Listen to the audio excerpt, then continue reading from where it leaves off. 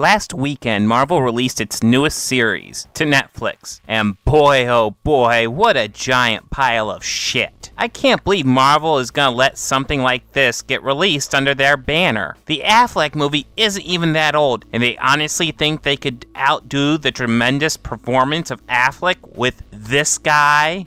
This fucking guy. Fuck you, Marvel. How dare you think this guy could ever possibly play Daredevil? They probably got somebody from one of those lame Law & Order spin-offs to play Kingpin. Oh god damn it, you did, didn't you, Marvel? I can't believe how you monstrously screwed the pooch with this show. They probably just got some hacks that used to work with Whedon to work on this show, didn't they? Yeah, I thought so. This is almost as bad as that terrible Captain America the Winter Soldier from last year.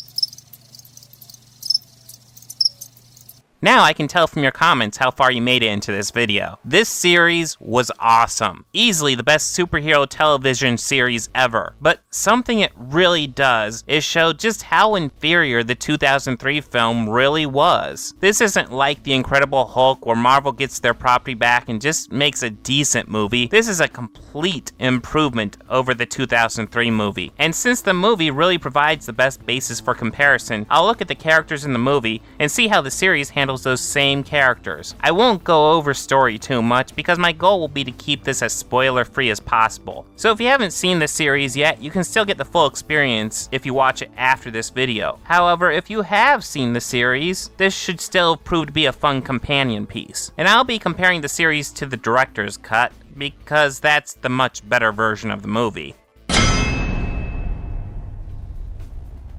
Matt isn't a hugely changed character, though there are subtle differences. In the movie, Murdock flat out refuses to represent Fisk, saying that he only represents innocent people. Innocent, he said. It's pretty funny. It's something that almost made my list because you'd never say that to a person's face. You'd just blow them off. Early in the series, you see that Murdock will quickly represent innocent clients, but when it comes to guilty clients, he is a bit more flexible. His impulse is to not represent them, but he might if he feels by doing so he will gain information to other, perhaps bigger crimes. This is something that is forgivable since the movie doesn't have the same time for the subtleties that the series has, but it is always better to give your characters those little details, so it's definitely an improvement over the movie. While Murdock only had subtle differences, their alter egos are quite a bit different. In the movie, Daredevil is a murderer. Granted, he kills a rapist, so I'm not crying any tears for the victim, but Daredevil goes out with the sole intent to kill. In the series, this is actually a serious issue that Daredevil has to tackle. He doesn't want to kill, and really tries to avoid it, but the level of corruption in Hell's Kitchen makes it very likely that criminals will just go straight back out into the street, so killing becomes a real consideration for him. And some of the best scenes are his contemplations of taking that dark route. In the movie, he's a killer and just decides to stop killing for no real reason.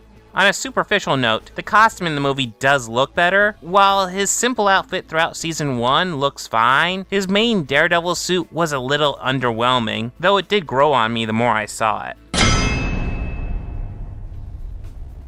Some major changes here. In the movie, he's extremely likable, but he is pretty much just the comic relief. He gets a little bit to do with the murder investigation, and that's it. We also see that without Matt, he's pretty clueless. In the series, he is similar that he's more interested in taking clients that can pay over clients that are innocent, but we also get more subtleties again. Like when Feige realizes he's really going to defend a guilty person, he begins to shy away while Matt becomes more interested in the case.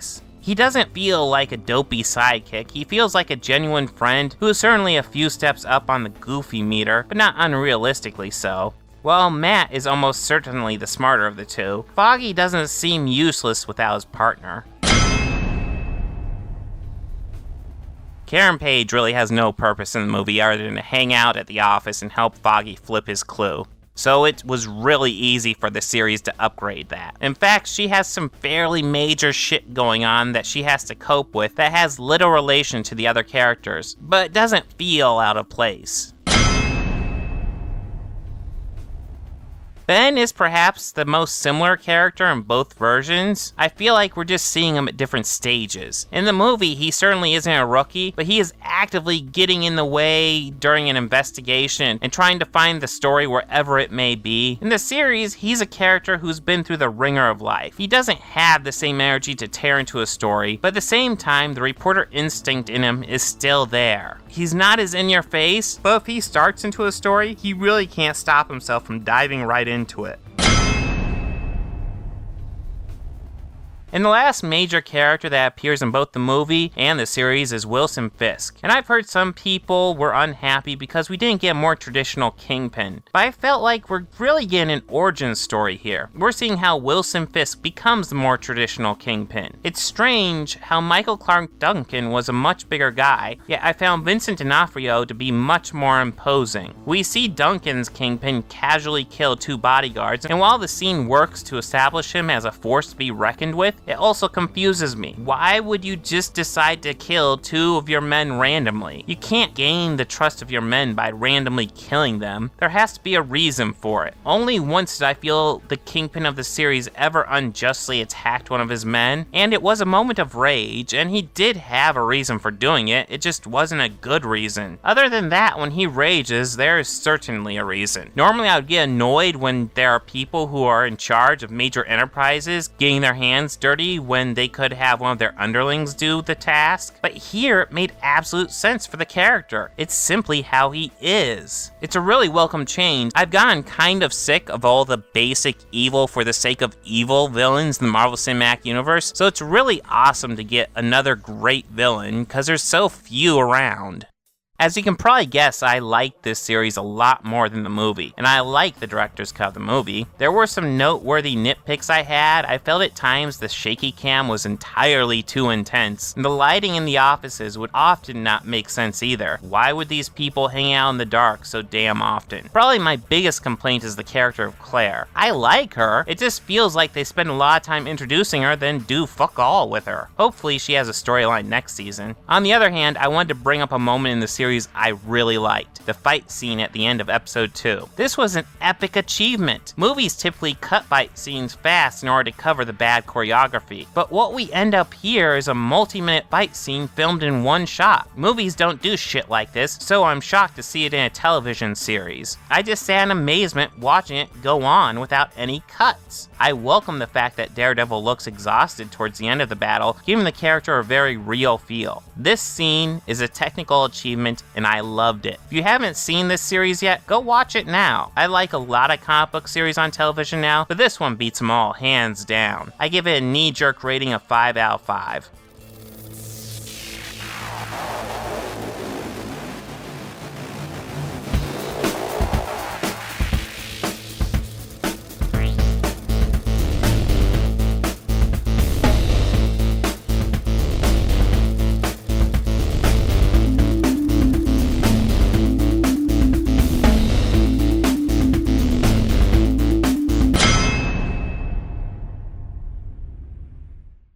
Hey, if you like this video, please make sure to hit that like button and go ahead and subscribe. That helps me out a lot. And if you really love this video, consider visiting my Patreon page. Every video I make takes conservatively an average of 1 hour per minute for me to produce. And the ad revenue on these videos does not give me a very large return. So if you go to my Patreon and only want to contribute $1, that's just fine. That helps me out a lot. I plan on adding some new rewards, such as DVD box sets of my videos, as well as t-shirts. If there's other rewards you'd like to see happen, please let me know. For more information, make sure to visit my Patreon page.